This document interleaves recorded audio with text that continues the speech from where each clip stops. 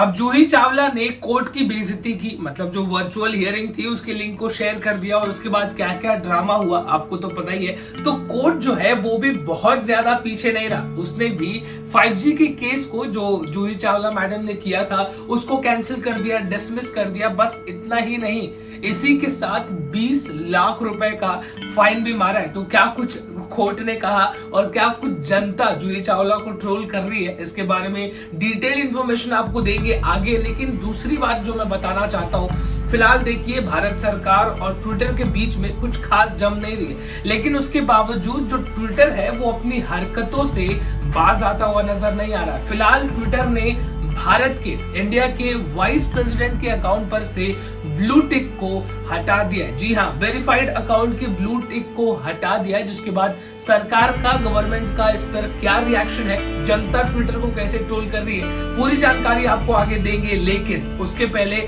आप सभी को मेरा नमस्कार, मेरा नाम है देवेश सिंह। समाचार 2.0 में आप सभी का स्वागत है।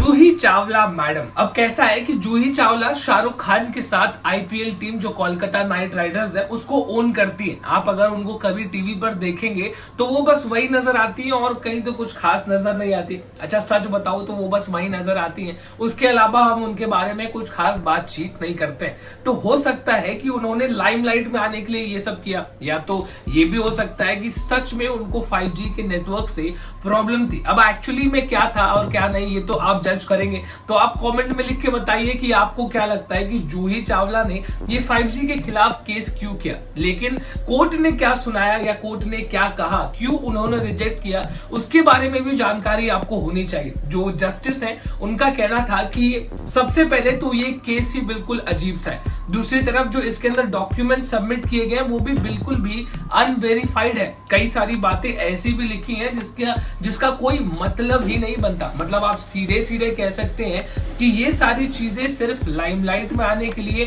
पब्लिसिटी के लिए की गई है, जिसके बाद कोर्ट का टाइम वेस्ट करने के लिए 20 लाख रुपए का फाइन भी मारा है। जूही चावला के इस केस के डिसमिस होने के बाद लोगों ने उनको ट्रोल तो बहुत किया, लेकिन एक जो मुझे सबसे अच्छा लगा वो मैं खुद आपको पढ़ के सुनाता हूँ। Juhi Chawla becomes the first Indian to pay 20 lakhs for 5G without even using it।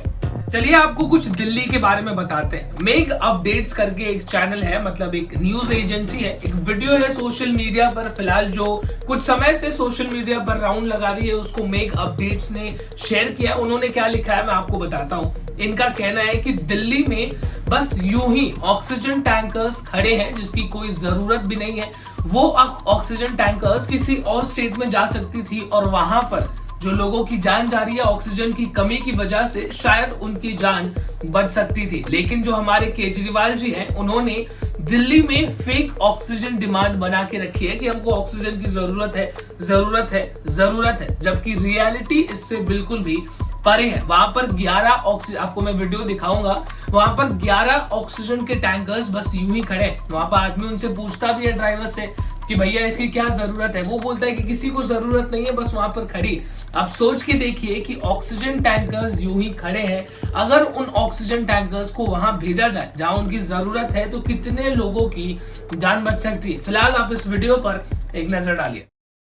देखो भाइयों, ये फरीदाबाद रेलवे स्टेशन है। ये जितने ऑक्सीजन के टैंकर खड़े हैं ना, ये सारे भरे हुए हैं, कोई लेने वाला नहीं है इनको। ये पिछले 5 दिन से यहाँ पे खड़े हैं, ये सारे टैंकर भरे हुए हैं। ये देखो भाई, ये खाली है, भरे हुए हैं, लेने वाला कोई नहीं है। क्या हो गया? सब शांत हो गया। सब शांत हो गया? सबकी तबीयत सही हो गई? चलो भगवान की कृपा है। ये देखो भाइयों, कितने टैंकर खड़े हैं भाई यहाँ पे? 11 टैंकर। तो अब दुनिया में कोई ऐसा लीडर जिसने खुला खुला बोला हो कि जो ये कोविड वायरस है ये सीधा चाइना से आया, चाइनीज वायरस है, तो वो सिर्फ और सिर्फ अमेरिका के एक्स प्रेसिडेंट डोनाल्ड ट्रंप थे। अब उनका ऐसा कहना है कि मैंने बिलियंस ऑफ डॉलर्स के वैक्सीन को मंगाया जिसकी वजह से हजारों करोड़ों लोगों की जान बच रही है, सिर्फ मेरी वजह से। मतलब वो इन शॉर्ट अपना क्रेडिट ले रहे हैं, लेकिन उन्होंने एक काम की बात कही, पूरी दुनिया के लिए काम की बात हो सकती है। डोनाल्ड ट्रंप ने कह दिया है कि चाइना को, अमेरिका को और पूरी दुनिया को 10 ट्रिलियन यूएस डॉलर्स देने चाहिए। जी हाँ, 10 ट्रिलियन यूएस डॉलर्स, ताकि जितने भी लोगों का नुकसान हुआ है सबके नुकसान को कवर किया जा सके। 10 ट्रिलियन यूएस डॉलर्स, इतनी तो हमारे देश की इकोनॉमी भी नहीं है, 2 गुना से भी ज्यादा। फिलहाल आप समझ के देखिए कि 10 ट्रिलियन डॉलर्स में से अगर इंडिया का हिस्सा कितना होगा, जितना हिस्सा इंडिया को मिलेगा उससे हम भी अपनी दिक्कतों को ठीक कर सकते हैं। हालांकि जिन लोगों ने अपने परिवार वालों को खोया है उनके लिए वो पैसे किसी काम के नहीं है, लेकिन अगर इन शॉर्ट वैसे भी चाइना देने नहीं वाला है, ये तो डोनाल्ड ट्रम्प साहब कुछ भी कहते रहते तो उन्होंने कह दिया। लेकिन अगर आप इस बात को समझने की कोशिश करें तो डोनाल्ड ट्रम्प ने जो कहा है उसमें दम तो है, क्योंकि आखिर में ये महामारी चाइना की वजह से फैली है तो कंपेंसेशन भी चाइना दे। अच्छा चलिए, ट्रम्प के बारे में मैंने आपको कुछ बताया है तो इसी के साथ एक और न्यूज अपडेट मैं आपको दे देता हूं जो सीधे ट्रम्प भैया के हवाले से निकल के आ रही है। फिलहाल इनका जो ट्विटर अकाउंट है उसको तो ब्लॉक किया गया ही है, दूसरी तरफ इनका फेसबुक पर भी अकाउंट था जिसको भी फिलहाल के लिए बैन किया गया है। लेकिन अब फेसबुक की तरफ से एक अपडेट निकल के आई है। फेसबुक ने ये फैसला लिया है कि डोनाल्ड ट्रम्प के फेसबुक अकाउंट को 2 साल के लिए और बैन कर दिया जाएगा। जी हाँ, फिलहाल मतलब ट्रम्प जो है वो थोड़े बड़बोले टाइप के इंसान है, जैसे हर किसी के परिवार में होता है ना एक आदमी जो बहुत ज्यादा बोलता है बिना मतलब का। आखिर में ये सारा कुछ हुआ क्यों? ट्विटर पे अकाउंट सस्पेंड हो गया, फेसबुक पे अकाउंट ब्लॉक ही चल रहा है, बैन ही चल रहा है। आखिर में इसका रीजन क्या था? अमेरिका में एक राइट हुआ था, दंगे हुए थे और जिस दंगे को भड़काया था डोनाल्ड ट्रंप ने अपने अकाउंट पर पोस्ट करके, जिसकी वजह से इन सोशल मीडिया हैंडल्स ने डोनाल्ड ट्रंप के अकाउंट को चारों तरफ से ब्लॉक कर दिया। चलिए तो अब आपको डिफेंस से रिलेटेड कुछ बढ़िया न्यूज बताते हैं। डिफेंस मिनिस्ट्री यानी कि राजनाथ सिंह ने कल लगभग 50,000 करोड़ रुपए का इंडियन नेवी को सैंक्शन दे दिया, जिसका ब्रेकअप मैं आपको बताता हूं। 43,000 करोड़ रुपए सिर्फ और सिर्फ सबमरीन्स बनाने के लिए दिए गए। संख्या में आपको बताऊं तो 6 नए सबमरीन्स इंडिया में बनाए जाएंगे। किसी और दूसरे देश से इसे खरीदा या इंपोर्ट नहीं किया जाएगा, अपने ही देश में डोमेस्टिक मैन्युफैक्चरर्स, दुनिया के बेस्ट मैन्युफैक्चरर्स के साथ मिलकर इसको बनाएंगे। दूसरी तरफ आपको बताऊं तो 6,000 करोड़ रुपए और दिए गए ताकि जो नए मैकेनिज्म है, जो मॉडर्न मैकेनिज्म है, इक्विपमेंट्स, उसको भी खरीदा जा सके। तो भारत देश अब समंदर के अंदर वैसे ही इतना ताकतवर था, 6 नए सबमरीन्स के आ जाने के बाद किसी भी देश से आंखों में आंखें डालकर दबदबा अपना बनाए रख सकते हैं।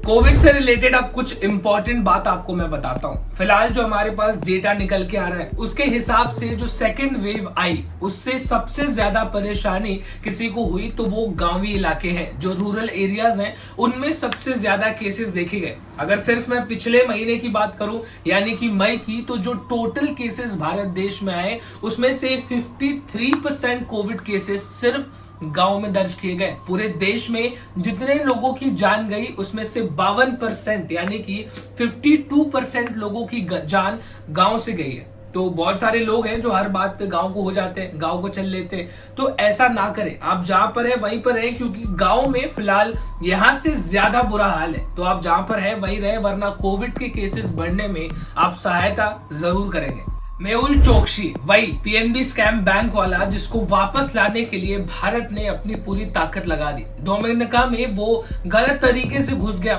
इंडियन गवर्नमेंट ने पूरी कोशिश की, यहाँ से प्राइवेट जेट भी भेजा उसको वापस इंडिया लाने के लिए और उसके खिलाफ केस चलाने के लिए, क्योंकि लगभग हजारों करोड़ों रुपए का घोटाला उसने यहाँ पर किया है और फिलहाल अब वो डोमिनिका में जाके बैठ गया है। लेकिन डोमिनिका की सरकार ने उसको वापस भेजने से फिलहाल मना कर दिया। उनका कहना है कि वो डोमिनिका में इलीगली घुसा तो सबसे पहले उसके खिलाफ जो केस चलेगा वो डोमिनिका में चलेगा। अब उसका फैसला क्या निकल के आता है, कब निकल के आता है, ये वही नीरव मोदी की तरह इंडिया में वापस कब आएंगे इसके बारे में कोई जानकारी नहीं है। जिस जेट को इंडिया से डोमिनिका भेजा था उसको वापस लाने के लिए वो वहां से वापस तो आ गया, लेकिन मेहुल चोकसी के बिना। फिलहाल इस पूरे मामले पर आगे और क्या होता है, कितना इंतजार और करना पड़ता है देश को, देखने वाली बात।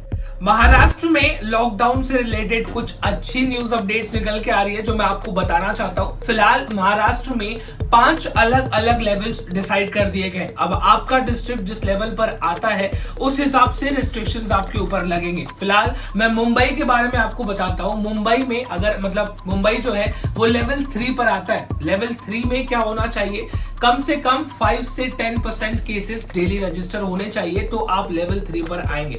बेड ऑक्यूपेंसी अगर उस डिस्ट्रिक्ट में 40% से ज्यादा है तो आप लेवल 3 पर आएंगे। अब केसेस की बात करें मुंबई में तो 5.56% केसेस रेगुलरली दर्ज किए जा रहे हैं। बेड ऑक्यूपेंसी की बात करें तो 32.51% रोज हो रहा है, यानी कि हम लेवल 3 पर आते हैं। हमारे लिए क्या क्या अच्छी खबरें हैं, जो रेस्टोरेंट्स हैं, जिम्स हैं, ब्यूटी पार्लर्स हैं, वो सब कुछ शाम 4 बजे तक खुले रह सकते हैं। उसमें एक और अच्छी चीज है कि डाइन इन भी शुरू कर दिया गया। जी हाँ, अब रेस्टोरेंट में आप बैठकर खाना खा सकते हैं, लेकिन सिर्फ शाम को 4 बजे तक। इसमें भी एक कंडीशन है, वो भी सिर्फ वीकेंड्स पर, मतलब हमेशा नहीं, लेकिन कुछ राहत मिल रही है। आने वाले समय में कोविड के केसेस और कम होंगे तो हो सकता है कि और रेस्ट्रिक्शंस आपको देखने को नजर आ सकते हैं। देश भर की सरकारें फिलहाल अपने अपने राज्यों को बचाने में लगी है, लेकिन पंजाब की जो सरकार है वो किसी और ही लाइन पे चल रही है। वो सरकार से जो वैक्सीन उनको मिल रही है लगभग 400-450 रुपए में, वो उनको बेच रहे हैं प्राइवेट हॉस्पिटल्स को लगभग 1000 रुपए में, और इन रिटर्न प्राइवेट हॉस्पिटल्स वाले क्या कर रहे हैं, 1000 रुपए में खरीद के लगभग 1500 से 1600 रुपए में जनता को लगा रहे हैं। मतलब यहाँ पर कुछ पैसे सरकार कमा रही है, कुछ पैसे हॉस्पिटल्स कमा रहे हैं। मान लो कि हॉस्पिटल का तो काम है, लेकिन जो सरकारें हैं उनका काम जनता को बचाना है, बल्कि प्रॉफिट करना नहीं। जिसके बाद फिलहाल उन्होंने जो सरकार से वैक्सीन उसको दी, उनको मिल रही है, उनको बेचना बंद कर दिया। उत्तर प्रदेश से अगली खबर, जहां पर अखिलेश जी जो ऑपोजिशन में बैठे हैं, अखिलेश यादव, उनका कहना है कि उत्तर प्रदेश में योगी जी की जो सरकार है वो बस गिनती के दिन ही उनके बाकी रह गए। ऐसा उन्होंने क्यों कहा, क्योंकि उनका ऐसा मानना है कि जितने भी पार्टी वर्कर्स हैं उनका एटीट्यूड बड़ा रिबेलियस है। रिबेलियस यानी कि क्या, रिबेलियन वो होता है जो हमेशा गुस्सा रहता है, जो अगर उसको कोई कुछ भी कह दे तो उसका जवाब उसको देना जरूरी है। वो आपको मारेगा, पीटेगा, कुछ भी करेगा, लेकिन आपको जवाब जरूर देगा। अखिलेश यादव का फिलहाल यही मानना है कि जो पार्टी वर्कर्स हैं वो बिल्कुल भी रिबेलियस है, तो योगी सरकार के दिन उत्तर प्रदेश में अब बस गिनती के बचे। अच्छा, आपने आम के पेड़ पर से कभी आम तोड़ के खाया है? मतलब खरीद के तो सभी खाते हैं, लेकिन बचपन में लोग आम के पेड़ पर से तोड़ के तो जरूर खाते हैं। अब कैसा है कि जो अपने पेड़ पर आम उगा होता है उससे ज्यादा मीठा लगता है दूसरे के पेड़ पे उगा हुआ आम। हर कोई ऐसा करता है, लेकिन जमशेदपुर में एक 6 साल की बच्ची को ये करना काफी महंगा पड़ गया। आखिर क्या कुछ हुआ, उस बच्ची ने एक आम के पेड़ पर से आम को तोड़ा जो कि दूसरे का आम का पेड़ था। अब वहां पर 2 बहनों ने, जिनकी उम्र बस 9 साल और 12 साल है, इन दोनों ने मिलके इस 6 साल की बच्ची को दुपट्टे से उसका गला दबाकर उसकी जान ले ली। एक लड़के ने देखा तो इन दोनों ने उसकी बॉडी को छुपाने की कोशिश की, लेकिन उस लड़के ने जाके परिवार वालों को बता दिया, जिसके बाद लड़की के पिता ने पुलिस वालों को बताया। फिलहाल इनको जुडिशियल कस्टडी में ले लिया गया, जो बच्चों की जुडिशियल कस्टडी होती है। अब इस पूरे मामले पर क्या ही इन्वेस्टिगेशन होगी। अच्छा, एक बात मैं आपको आज बताना भूल गया, आज है वर्ल्ड एनवायरनमेंट डे।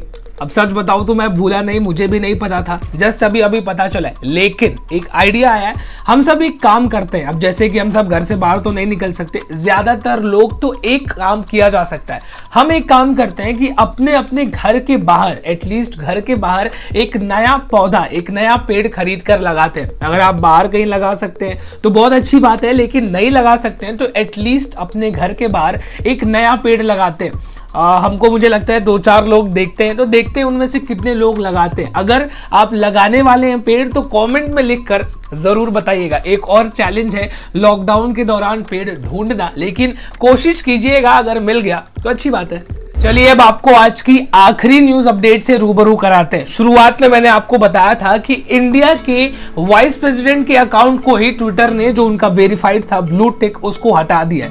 लोग ट्विटर को ट्रोल कर रहे हैं कि भैया सरकार आपके ऊपर इतना दबाव बना रही है, लेकिन उसके बावजूद सरकार के खिलाफ तो छोड़ ही दीजिए, इंडिया के वाइस प्रेसिडेंट के अकाउंट की ब्लू टिक को आपने हटा दिया। लोग ट्विटर को ट्रोल कर रहे हैं, ट्रोल्स बहुत सारे हैं, लेकिन इसके बारे में अगर मैं आपको कुछ फैक्ट चेक करा दूं तो वो ये है कि ट्विटर का एक पॉलिसी है कि अगर आपका अकाउंट बहुत समय से इनएक्टिव है तो आपका अकाउंट अगर वेरीफाइड है तो वो वेरिफिकेशन हट जाएगा। अब आप अगर इनके अकाउंट पर जाके देखेंगे इनका ट्वीट, तो उन्होंने बहुत पहले, लगभग 1 साल पहले एक ट्वीट किया था, जिसके बाद इनका अकाउंट इनएक्टिव है। और ये वो वजह है जिसकी वजह से ट्विटर ने इनके अकाउंट पर से ब्लू टिक को हटा दिया और कोई वजह नहीं है। एनीवेज, इसी के साथ आज के न्यूज अपडेट्स में बस इतना ही।